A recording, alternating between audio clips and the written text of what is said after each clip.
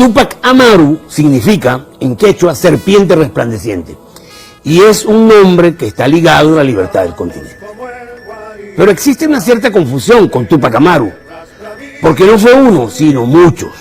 Veamos. Primero, Túpac Amaru I, sobrino de Atahualpa y último inca de la dinastía rebelde de Vilcabamba, que se levantó contra los españoles y derrotado en batalla terminó ahorcado en el Cusco el 24 de septiembre de 1572 frente a 15.000 personas. Y 200 años después, su descendiente Túpac Amaru II, José Gabriel Condorcanqui, quien llevó a cabo la mayor revolución indígena del continente americano. A raíz de estos dos Túpac Amaru, los españoles llamaron despectivamente Tupamaros a todos los rebeldes, lo que motivó que varias organizaciones revolucionarias adoptaran este nombre. Entre ellas, el Movimiento Revolucionario Túpac Amaru MRTA, Grupo Político Armado del Perú, famoso por la toma de la Embajada del Japón en 1996. El Movimiento de Liberación Nacional Tupamaro, grupo político y guerrillero uruguayo de los años 60 y 70, famoso por su secuestro de diplomáticos extranjeros y porque en él militó y se formó el expresidente del Uruguay, José Pepe Mujica. El Movimiento Tupamaro de Venezuela, grupo político marxista-leninista fundado en 1979. Y en 2001 la organización barrial Túpac Amaru de Jujuy, Argentina, con 150.000 adherentes, cuya dirigente Milagro Sala fue secuestrada judicialmente por el gobierno de Macri. Sin olvidar al mejor rapero estadounidense Tupac Shakur, asesinado en el 96.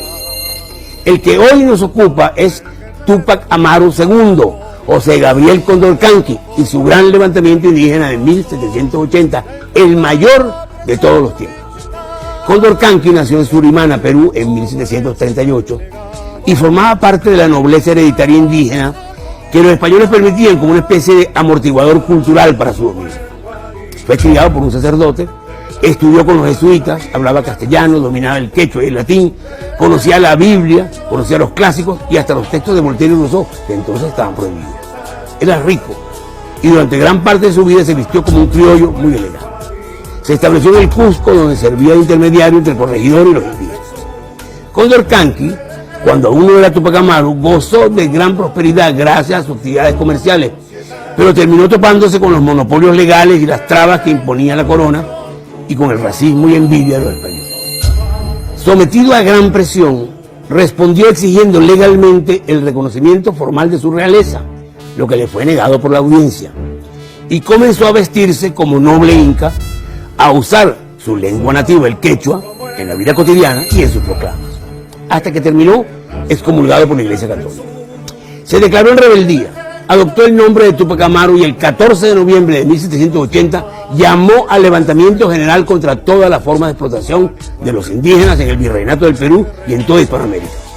Como si fuera poco, decretó la emancipación de los negros esclavizados. Al principio, Túpac Amaru reconocía al rey de España y se declaraba solo contra el mal gobierno, pero no tardó en proclamar la independencia absoluta. Su esposa, Micaela Bastidas, tuvo una participación de primer orden en el reclutamiento, abastecimiento y toma de decisiones, lo que era una novedad en una época cuando las mujeres eran consideradas inferiores.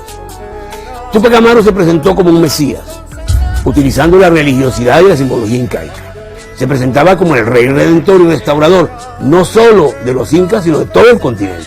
Él era el Inca, el hijo del sol, que regresaba para unificar a las poblaciones indígenas divididas por la geografía y por las fronteras étnicas.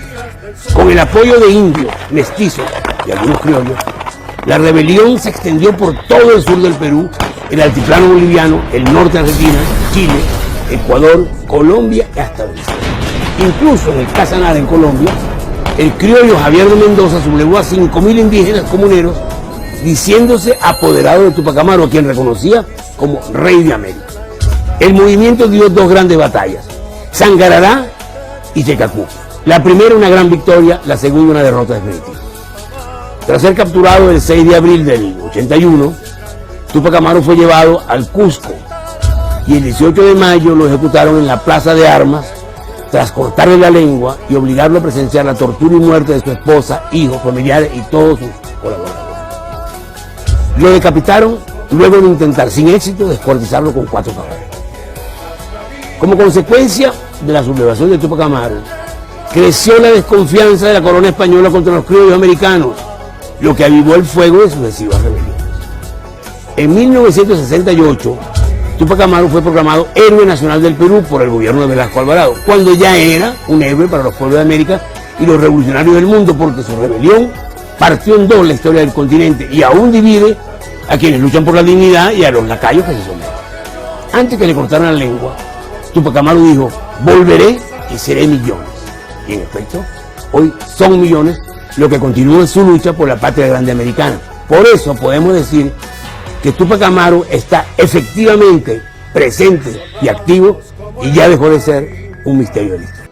De las tierras bravías del sur, del ejemplo que dio Tupac Amaru,